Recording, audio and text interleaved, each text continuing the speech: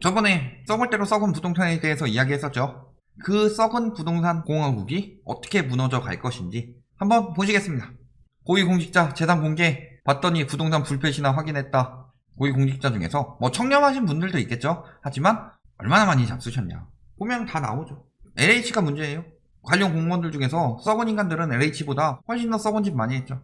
꺾였지만 불패 공식 맨날 부동산은 불패, 강남 불패. 왜 불패예요? 이때 월급 50만원 받으셨는데 지금 대기업 신입이면은 그래도 한 10배라고 칩시다. 음마 8억 정도 해야 되는데 지금 재건축이랍시고 22억 이렇게 가고 있죠. 집값이 더 빨리 올랐네. 불패다. 이게 아니라 집값이 더 빨리 올랐고 저만큼 올랐으면은 거품이다. 이야기했지만 우리나라는 굉장히 문제가 많아요. 예를 들어서 선분양, 전세 이런 것들이 솔직히 말씀드리면 우리나라 부동산 제도의 적폐다. 특히 선분양. 전세 제도 같은 경우도 어느 나라보다 투기가 용이하게 되었기 때문에 비주거용 부동산 비중이 높게 만들어진 거고, 선분양 같은 경우는 돈은 땡겨받고 집은 대충 짓고 거기다 선분양에서 나오는 거 뭐 있어요? 이게 투기꾼들 들어가서 갭투기보다 더 악독한 것이 분양권 투기다. 계약금 10% 가지고 중도금 대출 받아서 5억짜리 집이면 5천만원 가지고 해가지고 여기 프리미엄 막 1억씩 붙이고 있어요. 이것만큼 악독한 게 뭐가 있어요? 살지도 않을 거 산 거지.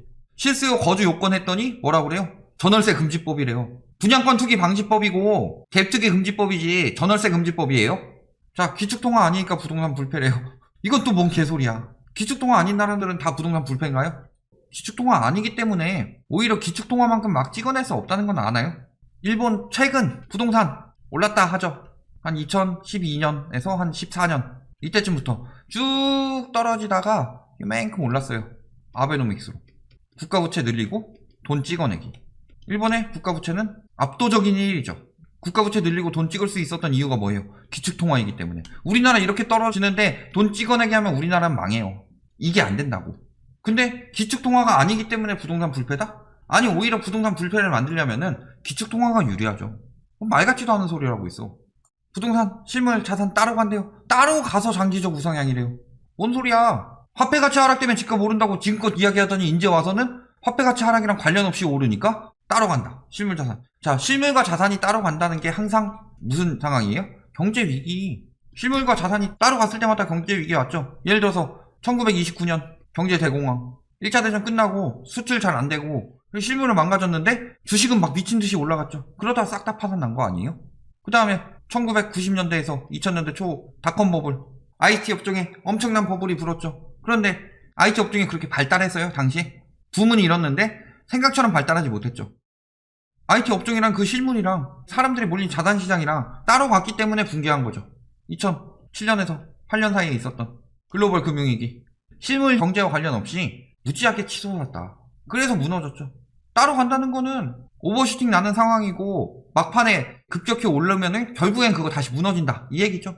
서울 주택시장에서 상저하고 현상이 반복되고 있대요. 6월까지 떨어진다. 7월부터 쑥 오른다고 하면서 하는 얘기가 뭐예요? 최근 3년 사이 이런 현상이 뚜렷하다. 왜? 보유세 때문에. 이거 이야기하고 있는데 하반기 이후 다시 돌아설 우려가 있다. 자, 이런 식으로 계속 부추기니까 하고 있는데 2019년에는 7월, 10월에 금리 인하 있었고 2020년에는 3월, 5월에 금리 인하 있었다. 이 영향이라고 그랬죠. 2018년엔 상저하고도 아니고 그냥 무조건 올랐죠. 똘똘한 채라고 해가지고. 아니, 오히려 하반기에 떨어졌죠. 9.13 이후에. 왜 이런 얘기 안 해요? 그냥 무조건 떨어지고 하반기에 무조건 오른다. 보유세 때문에. 아니죠. 일자리 없고 월급은 안 오를 것. 재테크는 부동산. 계속 부추기고 있다. 지금도. 10명 중 7명은 부동산이다. 이거는 우리나라에만 있는 심리죠. 자산 중에서 부동산 비중이 유독 높은 나라죠. 우리나라가. 그 이유는 부동산 많은 완화책으로 인한 불패 신화도 있었고 주식시장 붕괴. 그래서 지금 오히려 주식 붐이 부는 게 부동산 시장에는 악재가 될 수가 있죠. 왜? 예전에는 주식 부동산 같이 했을 때 그렇게 폭등 안 하다가 리만 터지기 직전까지 폭등했죠. 2000년대 초부터. 2000년부터 거의 오르기 시작했다고 보면 되죠. 2000년, 2001년. 그때 뭐 때문에 올랐어요? 분상제 폐지해가지고 규제는 완화해가지고 건설사들 그냥 엄청나게 잘할 수 있게 해놓고 그 상황에서 닷컴 버블 터졌죠. 거기서 다 빠져나온 유동성 어디로 가겠어요? 채권으로 가요? 부동산으로 오지? 우리나라 부동산 심리가 그렇게 많은데. 자, 오피스로 간대요. 이제 또 매도자가 매수자가 됐대요. 여기 매도를 맡긴 거죠. 그런데 우리가 살게 이렇게 들어왔대요. 이런 오피스 건물도 있겠죠. 그런데 대부분의 오피스는 어때요 지금? 이 이야기 나오고 있어요. 일자리 없어. 오피스가 되겠어요 그럼? 오피스가 활성화된다는 건 뭐예요? 기업이 늘어나고 일자리가 늘어나고 이래야 오피스가 활성화되지. 특수 사례만 가지고 자꾸 이야기해요. 파는 데가 더 많죠. 은행은 팔고 있는데. 졸지에 내 집 뺏긴 30대 A씨의 절규. 굉장히 특수 상황 들고 왔죠. 공공재개발 선량한 피해자 양산 해가지고 공공개발 후보지 발표했는데 권리 산정일을 9월 21일로 정했다. 그래서 이전에 준공된 빌라는 분양권을 받지만 그 이후에 지은 건 현금 청산이 된다. 그런데 6월에 분양받은 빌라가 9월까지 준공이 안 됐다. 굉장히 희귀한 경우죠. 왜? 빌라는 대부분 후분양이에요. 준공은 분양이죠. 준공 전에 분양받아서 준공 기다리는 경우는 굉장히 흔하지 않다. 피해자가 생길 수는 있겠지만 굉장히 특수한 상황이죠. 이걸 가지고 공공재개발에 폐해해서 공공 말고 무조건 민간 재건축, 민간 재개발 이 이야기 하고 싶은 거죠. 결론은. 그러니까 저런 피해자 만들어 놓고서 LH나 이런 데는 썩어가지고 지들 돈 버는데 바쁘다. 아까 뭐 고위공직자뿐만이 아니라 LH도 썩었죠. 보면은 막 이렇게 투기해가지고 노은사동 땅 사고 뭐 과림동 땅 사고 무지내동 땅 사고 과림 또 사고 블라인드 인성은 둘째치고 멍청하지 않으면 저런 짓 안 하죠. 그래가지고 뭐 LH 못한다고 몰수 안 한다 소급 적용 안 된다 그런 얘기 했는데 뭐라 그래요? 몰수 좋지. 들어갔죠. 몰수 된다. 소급 안 해도. 3기 신도시를 반대하는 어떤 인간들만이 몰수 안 된다고 계속 우기고 있었을 뿐이죠. 몰수 된다. 투기 차익 없애고 3기 신도시 추진 가능. 왜 이거 몰수한 거에 대해서는 3기 신도시랑 엮어서 이야기하는 데 없어요? LH보다 더 썩은 인간들 있죠. 지자체장들, 그 다음에 국회의원, 지방의원 이런 사람들이 더 썩었다. 지금 LH 사태로 돼 있는데 이런 사람들부터 잘 조사해야 되죠. 지자체장, 국회의원 이런 사람들이 썩으니까 공무원, 공사로 가가지고 SH, LH 이런 데로 가는 거죠. 다 같이 썩으니까 건설사를 제대로 잡긴 하겠어요? 거기다 언론도 썩었지. 문제는 이게 계속 썩어 있으면 장기적 우상향 가능하죠. 지들 이게 걸렸는데. 근데 지금 다 걸려 나오고 있어요. 건설사들은 뭐 말할 것도 없죠. 계열사 수십 개 만들어가지고 공공택지 대부분 다 하고 있어요. 특히 얘네 둘 언론사 껴가지고 그런 짓 많이 하죠. 막 다른데 헐뜯고 자기네 불리한 거 있으면 막 선행 기사들 내고. 그러니까 위에부터 다 썩어 있었죠 지금. 이렇게 썩은 것들이 드러나고 있다. 언제 드러났겠어요? 과거엔 저렇게 벌떼 입찰해서 얘기해줬어요? 자, 근데 문제는 건설사 쪽도 지금 들어가고 있다는 거죠. 상호금융, 부동산 대출 젠다. 어떤 쪽에서? 부동산업, 건설업 이쪽에 여신 한도 규제를 신설했다. 자기 자본의 10% 초과, 자기 자본의 5배 이내 이런 식으로 한도를 정해놨죠. 핵심은 여기서 선분양에서 후분양으로 바꾸는 것도 사실은 건설사 비리를 막는데 가장 좋다. 왜냐면은 이렇게 짓겠어요. 선분양 돈 내놔 다 받아놓고서 어떻게 지어요? 이 따위로 지어놓는다. 건설사들은 잘 지을 의미가 없죠. 왜? 돈 다 받았으니까. 중도금까지 냈는데 갑자기 잔금 때 취소하고 싶어지겠어요? 돈 날아가는데. 일단은 여신 대출을 줄어들었으니까 부동산업에서도 확실히 자금 운용폭이 작아져서 그렇게 막 불리긴 힘들어지고 여기에 추가로 나중에 후분양제도 정립시켜야 되겠죠.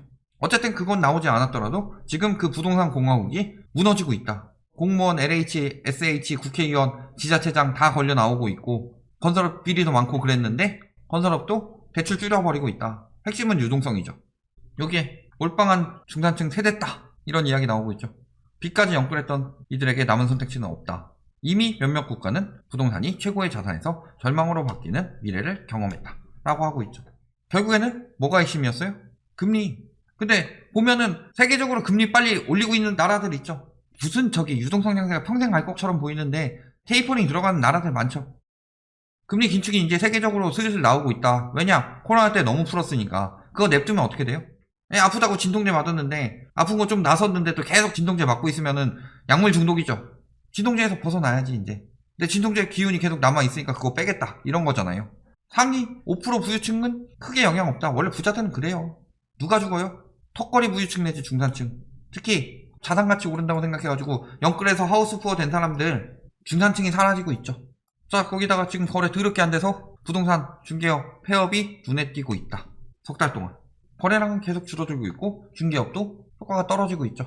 중개업이 폐업하고 있다는 건 그만큼 상황이 안 좋다는 거죠. 청약 경쟁률 공급이 줄었는데 청약 경쟁률이 줄었어요. 영원할 것 같더니 청약 경쟁률 어떻게 떨어진다고 그랬어요? 투기 수요만 빼면 청약 경쟁률이 떨어진다고 그랬죠. 청약 경쟁률이 떨어지는 게 보이면 심리가 안정이 되죠. 심리 안정되면은 분양권 살 이유 있어요? 살 이유 없죠. 아무 아파트나 분양받을 이유 있어요? 그럼 뭐예요? 조금 더 신중하게 보기 시작하고 자기가 들어갈 아파트 보기 시작하게 되면은 경쟁률 더 떨어지고 그만큼 가점도 더 떨어진다는 거죠. 가점 떨어지기 시작하면 또 계속 돌아가는 거예요.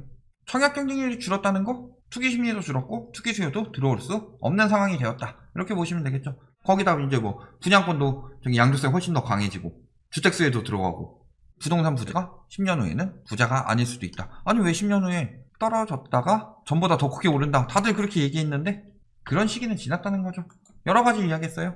공급 이야기했고 그 다음에 수요 이야기했죠. 공급이야 어차피 이번에 200만원 추진되고 있어요.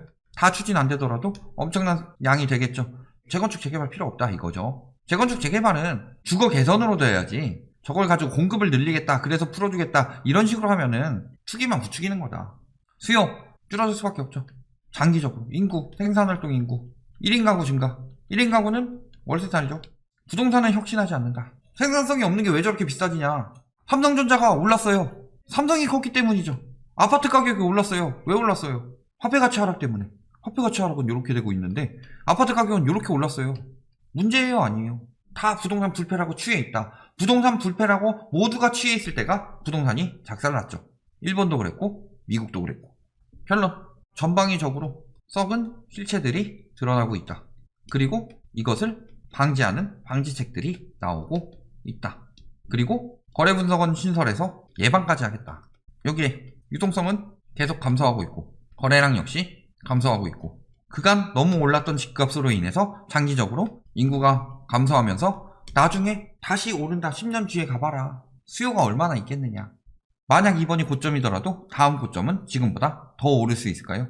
이번에 비정상적으로 유동성 많이 풀고 비정상적인 저금리가 나왔다. 그리고 다음에도 또 그렇게 될 수 있을까요? 잘 생각해 보시면 부동산 공화국은 이제 끝났다는 것을 알 수 있으실 겁니다.